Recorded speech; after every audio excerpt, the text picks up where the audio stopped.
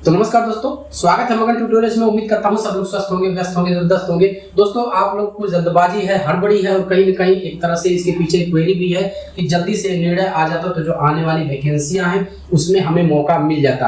अब इसमें कुछ चीजें हाल फिलहाल हुई है, हालांकि इस पे कुछ निश्चित रूप से कह पाना अभी मुश्किल है, लेकिन फिर भी मैं पहले कई खबरें हैं और विशेषकर मैं पप्पू सर का यहाँ पे जिक्र करूंगा और कौशिक दास जी का भी जिक्र मैं करूंगा। इसके साथ साथ जो ट्रांसफर पिटीशन है उसकी सुनवाई भी अभी कंप्यूटर जनरेटेड डेट आ गई है, तो उस संबंध में भी हम लोग बातचीत करेंगे। लेकिन सबसे पहले बात पप्पू सर की करते हैं। मैंने आप लोग से कहा था कि जल्दी ही पप्पू सर के द्वारा एक SLP लाई जाएगी और वो देखने के लिए मिल सकती है। आज हमारी बातें पप्पू सर से हुई हैं और उन्होंने जो चीजें बताई है वो आपसे मैं शेयर करने की कोशिश करता हूँ। उन्होंने बताया है कि जो उन्होंने केस लगा रखा है माननीय कलकत्ता हाई कोर्ट में, वहां पे सुनवाई हुई है, 2 दिन से लगातार सुनवाई हो रही है और आज भी उसकी सुनवाई हुई है। हालांकि डिटेल मैंने मांगी थी उनसे, वो शायद व्यस्त थे इसलिए नहीं भेज पाया है, लेकिन यहाँ पे 2-3 चीजें ऐसी है उनके जो जिस हिसाब से उनकी बातें हुई। उन्होंने कहा कि हम चाहते तो अभी इस SLP को हम ला सकते हैं, डिसमिस करवा के ला सकते हैं, लेकिन कुछ पिटिशनर्स हैं जिनकी ये दिली तमन्ना है और कहीं कहीं उनका देखिए भले ही वो भ्रम हो, लेकिन वो चाहते हैं कि माननीय हाई कोर्ट में ही उनका नाम शो हो जाए और ऐसा अगर हो जाता है तो सुप्रीम कोर्ट में वो आसानी से फिर पिटिशनर हो जाएंगे। बाकी यदि नहीं होता है तो आगे चल के माननीय सुप्रीम कोर्ट में उनको दिक्कत हो सकती है। तो इन चीजों की वजह से केस थोड़ा सा अभी डिले हो रहा है। पिछली बार मैंने आपको बताया था कि बंगाल प्राइमरी एजुकेशन बोर्ड के जो वकील हैं वो उपस्थित नहीं थे और इसी वजह से जो केस है उसकी आगे की कार्रवाई जो है वो नहीं हो पाई थी। लेकिन अभी की अपडेट मैं आपको बता दूं, बहुत ज्यादा समय नहीं लगने वाला है, फिर से सोमवार को लिस्ट होने की प्रबल संभावना है। जिस हिसाब से अपडेट्स मिली है इस केस की, रुबैया खातून वाला, तो सोमवार में ही हम एक तरह से उम्मीद कर सकते हैं, उम्मीद ही कर सकते हैं क्योंकि कोर्ट का मैटर है, तो उम्मीद कर सकते हैं हम कि सोमवार में ही केस डिसमिस हो जाएगा। और सोमवार में यदि केस डिसमिस हो जाता है तो आप मान के चलिए कि जल्दी ही 1 से 2 दिनों में आपको वो चीजें माननीय सुप्रीम कोर्ट में SLP के रूप में दिखाई दे सकती हैं। लेकिन यहाँ जैसा कि मैंने आपसे बताया कि कुछ अभ्यर्थी हैं और चूंकि उनकी बातें ध्यान में रखनी पड़ती है, कुछ हाल फिलहाल ऐसी कंफ्यूजन भी आप लोगों ने देखा होगा कि आरोप प्रत्यारोप ये चीजें लगनी शुरू हो गई, तो उसमें और भी ये होता है कि पैसे बचाने के लिए या कुछ इस तरह से शायद पप्पू सर इनको पिटिशनर न बना रहे हो। लेकिन हालांकि पप्पू सर से मेरी बातें हुई, उन्होंने कहा कि सर ऐसा है कि हम इसको कर सकते थे और हम इसको अभी डिसमिस करवा सकते थे, ये हो सकता था, लेकिन चूंकि अभ्यर्थियों का दबाव है कि नहीं हमें भी पिटिशनर आप शो करवाइए हाई कोर्ट में, इसलिए थोड़ा सा 2-4 दिन का समय और आप मान के चलिए कि ये लगने वाला है, फिर से वो SLP आ जाएगी। SLP क्यों महत्वपूर्ण है? आप के मन में ये बातें जरूर उठ रही होंगी, जैसा कि उन्होंने बताया कि इसमें बिहार से भी एक आईए एक्सेप्ट करवाने की कोशिश की जा रही है और आप लोग जानते हैं बिहार में लाखों लोग नौकरियां कर रहे हैं, तो सारी चीजों का सारे जो पक्ष हैं उनका पक्ष पोषण करना चाहते हैं, कहीं से कोई दिक्कत ना हो जाए। अगर ज्यादा ही हड़बड़ी हो गई, अब तो ये बिल्कुल फाइनल फेज में है और आपको जल्दी ही पप्पू सर की SLP देखने के लिए माननीय सुप्रीम कोर्ट में मिलने जा रही है। तो एक अपडेट ये हो गई। दूसरी अपडेट ये है कि जो कौशिक दास जी वेस्ट बंगाल का केस है वो आज फिर से उसकी डेट जो है कंप्यूटर जनरेटेड दिखा रहा है 6 सितंबर को। लेकिन यहाँ पे एक चीज समझने वाली है, पिछली बार भी केस दिखा रहा था 27 अगस्त को, लेकिन सुना नहीं गया।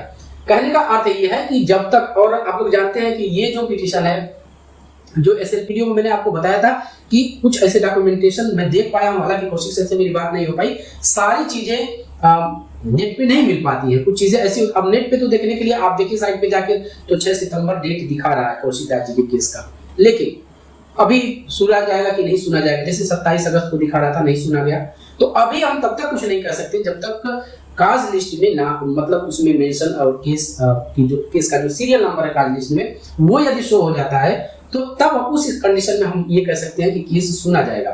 अब कौशिक जी से हमारी बातें इस समय नहीं हो पा रही है, मैंने एक आध बार फोन करने की भी उनको कोशिश की, लेकिन वो फोन रिसीव नहीं कर रहे हैं।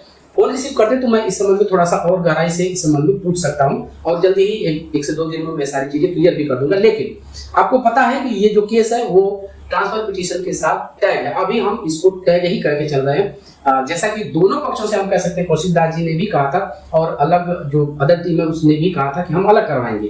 तो अब अलग करवाने का क्या मतलब है? मेरे हिसाब से तो जो लगता है, अगर साथ में ही सुनवाई हो जाए तो क्या दिक्कत है। और चूंकि दोनों स्टेट के, और ट्रांसफर पिटीशन में तो कई स्टेट है, वेस्ट बंगाल की जहां तक बात है तो सर्विस रूल अलग है। एक कौशिक दास जी का ये कहना है कि सर्विस रूल अलग है, तो दोनों बहस कर सकते हैं। अब उसकी एक इंटरनल टेक्निकलिटी क्या होती है, उसका क्या तकनीकी रूप से चीज है, वो ज्यादा बेहतर वकील जानते हैं कि इसमें ट्रांसफर पिटीशन में टैग रहने से घाटा हो सकता है या फिर फायदा हो सकता है। तो ये सारी चीजें वही बता पाएंगे क्या इफेक्ट पड़ेगा।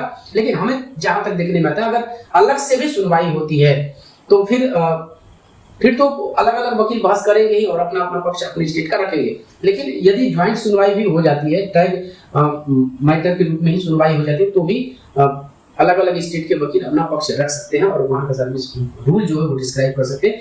थोड़ी सी छल कपट वाली बात आ गई थी, इसी बात को लेकर कौशिक दास जी नाराज हैं। मुझे जहां तक लगता है, ये मैं बात अपने से बोल रहा हूँ कि उनके न चाहते हुए भी शायद ये केस ट्रांसफर पिटीशन के साथ टैग हो गया था।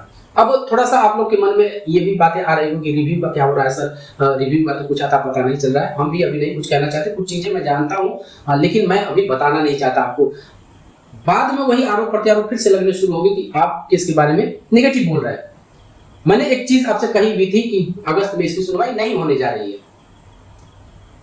अब धीरे धीरे अगस्त समाप्त है, आप देख लीजिए अभी कुछ चीजें और है जो मैं चाहता था कि मैं कहूं, लेकिन आरोप प्रत्यारोप का और कुछ सिलेक्टेड लोग हैं जो मगन ट्यूटोरियल्स पे कमेंट करने के लिए उनको कह सकते हैं कि हायर किया गया है या उनको कोई विशेष सहूलियत दी गई है कि आप जाइए और उसमें नेगेटिव कमेंट करके आ जाइए। तो कोई, मैं इसीलिए इस चीज को नहीं बोल रहा हूँ अभी। और अभी के लिए मैं बस इतना कह सकता हूँ कि आप लोग कृपया जो अपना मेंटली आप अपने को पॉजिटिव रखिए और एनआईएस डीएलएड केस जीतेगा। अभी टेंटेटिव डेट है, संभावित तिथि है, ये तो चेंज हो सकती है। और ट्रांसफर पिटीशन के साथ टैग है अभी तक, तो हम यही कह सकते हैं कि दोनों सुनवाइयां बराबर होगी। ट्रांसफर पिटीशन भी, हाँ ये मैं बताना आपको भूल गया, ट्रांसफर पिटीशन की भी डेट, टेंटेटिव डेट वही दिखा रहा है।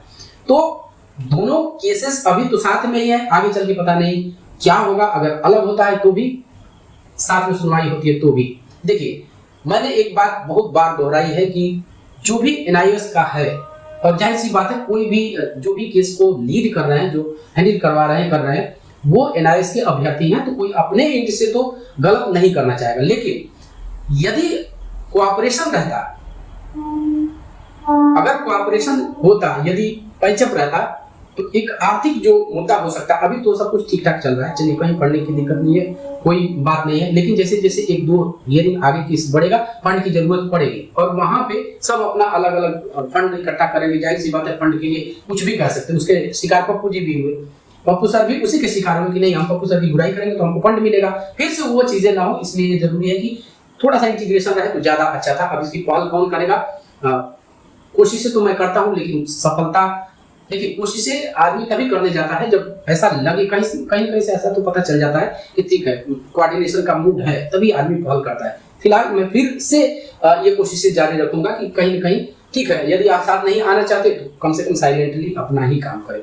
तो बस दोस्तों, यही था आज की इस वीडियो में। उम्मीद करते हैं कि आपको ये वीडियो पसंद आई होगी। और चलते चलते वही रिक्वेस्ट दोस्तों, कृपया इस चैनल को लाइक, शेयर और सब्सक्राइब जरूर कीजिए दोस्तों। जब आप ऐसा करते हैं तो हमें मोटिवेशन जरूर मिलता है। मिलते हैं अगली वीडियो में, तब तक के लिए नमस्कार।